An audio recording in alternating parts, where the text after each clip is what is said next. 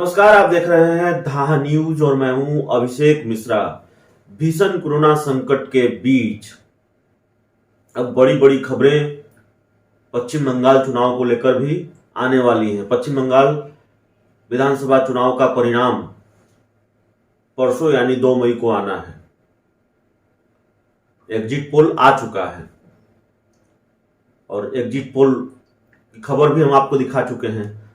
Exit poll में ममता बनर्जी को बहुमत मिलता हुआ दिख रहा है। हालांकि कुछ एग्जिट पोल बीजेपी को भी बहुमत दे रहे हैं। तो कुल मिलाकर एग्जिट पोल के हिसाब से तस्वीर ये बनती दिख रही है कि बीजेपी ने अपनी पूरी ताकत झोंक दी। प्रधानमंत्री नरेंद्र मोदी ने, गृह मंत्री अमित शाह ने, बीजेपी अध्यक्ष जेपी नड्डा ने और बीजेपी के तमाम स्टार प्रचारकों ने, बावजूद इसके बीजेपी को फायदा तो होता दिख रहा है। पश्चिम बंगाल में 100 की संख्या पार करती दिख रही है बीजेपी सीटों के हिसाब से, लेकिन सरकार बनाती नहीं दिख रही है। तो खैर, ये खबर हम आपको दिखा चुके हैं। इसके असर पर भी हम बात कर चुके हैं, लेकिन अगले 2-3 दिनों में हम पश्चिम बंगाल विधानसभा चुनाव से जुड़ा हुआ पश्चिम बंगाल विधानसभा चुनाव का जो बिहार की राजनीति में असर होना है उस पर बात करेंगे और उसका बिहार की राजनीति से क्या कनेक्शन है उस पर भी बात करेंगे। अभी इसी पर बात करने वाले हैं। और देखिए, खबर शुरू करें इससे पहले एक आग्रह है कि देखिए, अगर आपने अब तक हमारे चैनल को सब्सक्राइब नहीं किया है तो जरूर कर लीजिए, बेल आइकन दबा दीजिए ताकि हमारी खबरों के नोटिफिकेशन आप तक पहुंचती रहे। तो चलिए बात करते हैं कि मैं बात क्या करने वाला हूं। एग्जिट पोल की बात हो गई, ममता बनर्जी, और एग्जिट पोल एग्जैक्ट पोल नहीं होता। एग्जिट पोल के हिसाब से ही परिणाम आएंगे। मैं ये नहीं कह रहा हूं बीजेपी हार ही रही है, बीजेपी जीत ही रही है, मैं ये भी नहीं कह रहा हूं। सवाल अगर मगर का है, लेकिन अगर मगर का सवाल ही सही। अगर एग्जिट पोल के हिसाब से ही नतीजे आते हैं, पूरी ताकत लगा देने के बाद भी बीजेपी पश्चिम बंगाल में सरकार नहीं बना पाती है, तो इसका मतलब क्या है? और बिहार से उस परिणाम का क्या कनेक्शन है? और क्यों सीएम नीतीश कुमार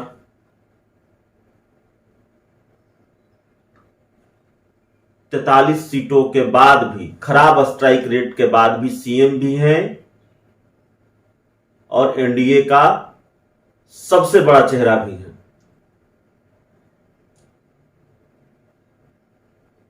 हम इन चीजों पर बात करने वाले हैं।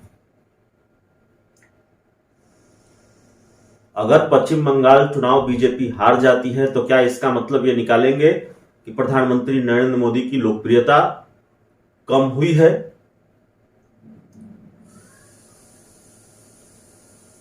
प्रधानमंत्री नरेंद्र मोदी का जादू कम हुआ है? गृह मंत्री अमित शाह की रणनीति अब उतने बेहतर तरीके से काम नहीं कर रही है? मेरे हिसाब से ये दोनों कारण सही नहीं होंगे। ना तो पश्चिम बंगाल चुनाव परिणाम के बाद अगर नतीजे बीजेपी के हक में नहीं आते हैं तो ये कहा जाना चाहिए कि प्रधानमंत्री नरेंद्र मोदी की लोकप्रियता कम हुई है, और नहीं ये कहा जाना चाहिए कि गृह मंत्री अमित शाह की रणनीति बेहतर तरीके से काम नहीं कर रही। प्रधानमंत्री नरेंद्र मोदी और गृह मंत्री ने अपनी पूरी ताकत झोंक रखी थी पश्चिम बंगाल में। हम ऐसा कह सकते थे कि प्रधानमंत्री नरेंद्र मोदी की लोकप्रियता कम हुई है, लेकिन क्या पश्चिम बंगाल में भी ये हुआ है? सिर्फ ये हुआ है कि पूरी ताकत झोंक देने के बाद भी सरकार बनती नहीं दिख रही है। -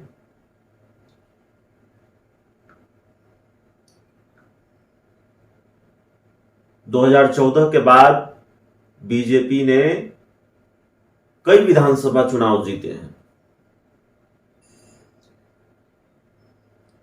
लेकिन अरविंद केजरीवाल के सामने प्रधानमंत्री नरेंद्र मोदी का जादू नहीं चला। और क्यों नहीं चला? उसकी एक वजह यह है कि प्रधानमंत्री नरेंद्र मोदी के चेहरे का करिश्मा तो था, प्रधानमंत्री नरेंद्र मोदी का जादू था, उनकी लोकप्रियता थी, पूरी ताकत बीजेपी ने झोंक दी थी, बावजूद उसके बीजेपी के पास कोई चेहरा नहीं था ये कहने के लिए कि ये हमारे मुख्यमंत्री पद के उम्मीदवार होंगे। एक विधानसभा चुनाव में किरण बेदी को आखिरी वक्त पर लाया गया। तो जहां चेहरे नहीं होते हैं वहां बीजेपी को नुकसान उठाना पड़ता है। जितनी मेरी राजनीतिक समझ है, जितना मैंने देखा है, समझा है, उस आधार पर बात कर रहा हूं। 2015 का विधानसभा चुनाव याद कीजिए। 2014 में और 2015 में शायद जितना जादू प्रधानमंत्री नरेंद्र मोदी का था, जितना करिश्मा उनके चेहरे का था और जितनी लहर पीएम मोदी की थी, बीजेपी की थी, शायद बाद के वर्षों में उतनी नहीं रही। हालांकि 2019 के लोकसभा चुनाव में भी लहर देखी गई, तभी एनडीए 40 में से 39 सीट जीत पाया। लेकिन 2015 के विधानसभा चुनाव में नीतीश कुमार अकेले थे, बीजेपी के साथ नहीं थे, वो आरजेडी के साथ थे, कांग्रेस के साथ थे। और ऐसा लग रहा था जैसे लड़ाई माफ कीजिएगा, नीतीश वर्सेस मोदी है। प्रधानमंत्री की ताबड़तोड़ रैलियां हो रही थी, गृहमंत्री अमित शाह की रैलियां हुई थी, और ठीक तकरीबन कमोबेश वही माहौल था जो पश्चिम बंगाल के विधानसभा चुनाव में था। यानी एक मुख्यमंत्री के खिलाफ बीजेपी ने अपनी पूरी ताकत झोंक रखी थी बिहार में भी। लेकिन परिणाम क्या आया? पूरी ताकत लगा देने के बाद भी, प्रधानमंत्री मोदी के करिश्मे के बाद भी बीजेपी वो चुनाव नहीं जीत सकी। बिहार में महागठबंधन की सरकार बनी। दिक्कत फिर वही, बीजेपी के पास ये कहने के लिए कोई चेहरा नहीं था ये हमारे मुख्यमंत्री होंगे।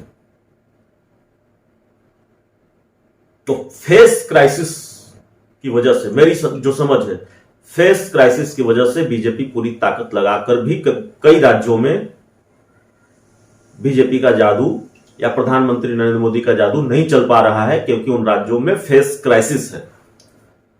अब पर्टिकुलर बिहार की बात करेंगे। पश्चिम बंगाल विधानसभा चुनाव के परिणाम अगर एग्जिट पोल के हिसाब से ही आते हैं तो बिहार से उसका क्या कनेक्शन है? क्यों बिहार में मुख्यमंत्री नीतीश कुमार खराब स्ट्राइक रेट के बाद भी सीएम बने हुए हैं, एनडीए का सबसे कद्दावर चेहरा बने हुए हैं और बिल्कुल डंके की चोट पर, अपनी शर्तों पर सरकार चलाते हैं, बहुत परवाह नहीं करते किसी की नाराजगी की। और यही वजह है कि सोशल मीडिया पर बीजेपी प्रदेश अध्यक्ष डॉक्टर संजय जायसवाल को पोस्ट लिखना पड़ता है। नाइट कर्फ्यू का फैसला समझ में नहीं आया तो जेडीयू की तरफ से जवाब भी मिलता है। कारण यही है, मुख्यमंत्री नीतीश कुमार के खिलाफ बिहार के लोगों में एक नाराजगी हो, यह हो सकता है।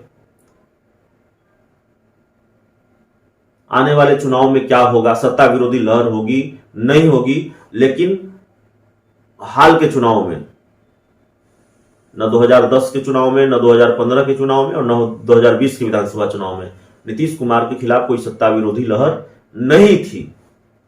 नाराजगी थी लेकिन सत्ता विरोधी लहर नहीं थी। चैलेंज दिया तेजस्वी यादव ने, उनकी लड़ाई को मुश्किल बनाया और कहीं कोई दो मत की बात नहीं है, कहीं कोई शक सुबह की बात नहीं है कि तेजस्वी यादव एक बड़े कद के नेता के तौर पर उभरे, लेकिन फिर भी नीतीश कुमार को मात नहीं दे पाए। नीतीश कुमार का जो कद है, उस कद का नेता ना विपक्ष के पास है, ना बीजेपी के पास है।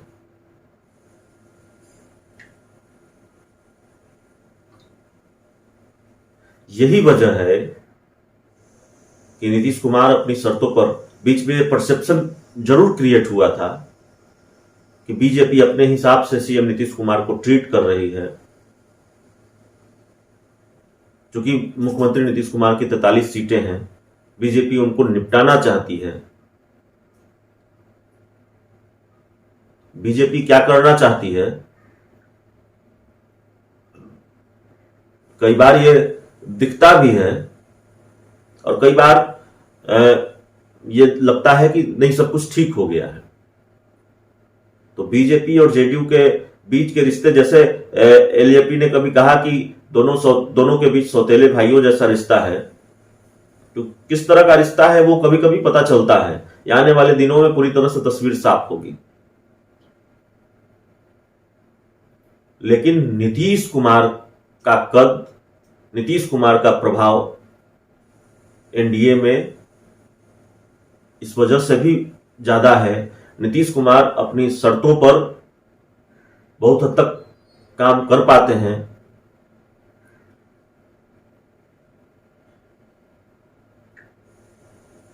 तो उसकी वजह यही है कि बीजेपी के पास भी उनके कद का कोई चेहरा नहीं है।